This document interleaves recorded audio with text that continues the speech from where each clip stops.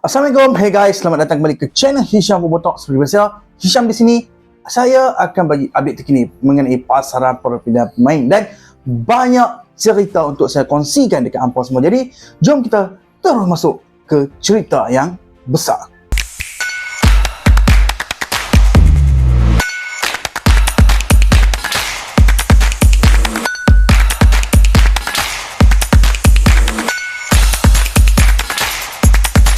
Hari yang besar, pergerakan besar pasaran memang sibuk dan selepas ribut melanda di Real Madrid dengan pengenalan rasmi Alvaro Arbeloa sebagai pengurus baru Real Madrid, Arbeloa sendiri menjelaskan tentang situasi dan yang saya ceritakan di dalam video short saya semalam. Ramai yang bertanya, adakah Arbeloa ni interim ataupun pengurus jangka panjang untuk Real Madrid? Arbeloa dalam kenyataan rasmi kepada peminat Real Madrid dan wartawan, dia bercakap bahawa ini bukan soal kontrak. Dia di sini untuk membantu Real Madrid selama yang mungkin dan selepas 20 tahun bersama kelab, dia bersedia selagi kelab mahukan khidmat beliau. Realitinya, Real Madrid tidak menetapkan tempoh masa kepada Arbeloa. Dia adalah pengurus hari ini untuk Real Madrid dan jika dia mampu mencapai kemenangan dan bina hubungan yang sangat baik di dalam bilik persalinan serta kelab, dia akan ada peluang untuk terus kekal berkhidmat di Real Madrid. Kalau tidak, Real Madrid akan mencari seorang pengurus lain pada musim panas nanti dan itu dah adalah rancangan terkini Real Madrid yang sangat jelas. Dan itu juga yang mereka sampaikan kepada Arbeloa semasa perbincangan. Dan Arbeloa menerima pelantikan itu dengan kadar segera. Tambahan pula tentang cerita Xabi Alonso seperti yang saya kongsikan semalam juga di dalam video short YouTube saya dan juga di akaun TikTok saya. Xabi Alonso dia sangat kecewa dengan apa yang berlaku di Real Madrid, tapi dia yakin bahawa dia akan kembali dalam masa terdekat di dalam bidang management, di dalam industri.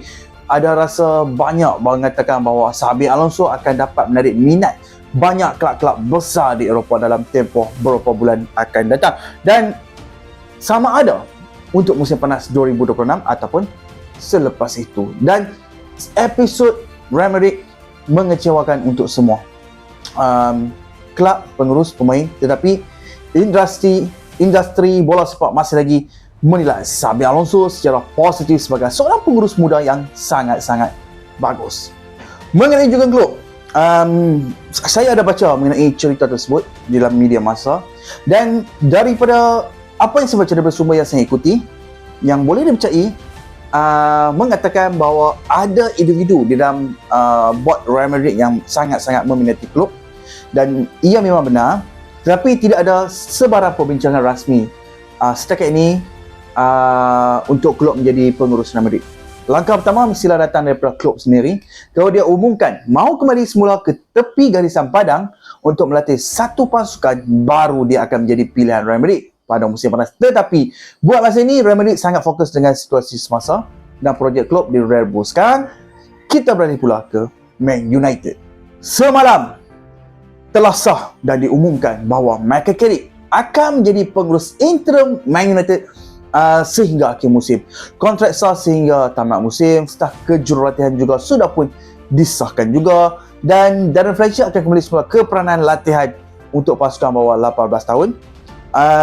Dia ditawarkan peranan di dalam back roster Michael Carrick, tapi Fletcher menolak tawaran tersebut dan dia rasa dia lebih baik kembali semula untuk membantu pemain-pemain akademik untuk mengembangkan bakat mereka. Dan Carrick sangat teruja dengan peluang ini sebagai interim manager Man United. Man United berharap Carrick akan dapat buat kerja yang sangat hebat untuk kelab, tapi pada masa yang sama mereka akan mulakan proses juga untuk mengenal pasti beberapa calon pengurus untuk musim depan. Dan kerana ada kemungkinan kelab akan menukar pengurus lagi pada musim panas 2026 dan 2027 dan ini akan jadi satu proses yang sangat-sangat panjang, bukan seminggu dua, bukan ambil minggu ke ambil hari ataupun bulan. Mereka akan bertemu pengurus dan wakil-wakil mereka untuk merancang masa depan.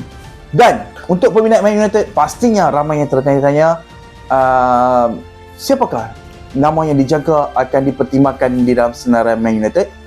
Dan apa yang saya baca, dua pengurus setakat ini, Thomas Tuchel dan Roberto De Zerbi. Seperti kita tahu, terkini Tuchel fokus di England, De Zerbi buat kerja yang sangat baik di Olympique Marseille dan kedua-duanya memang berada di dalam radar Man United. Tapi ini masih di dalam proses yang sangat panjang. Bukan keputusan 100% lagi telah dibuat. No, tidak sebarang keputusan.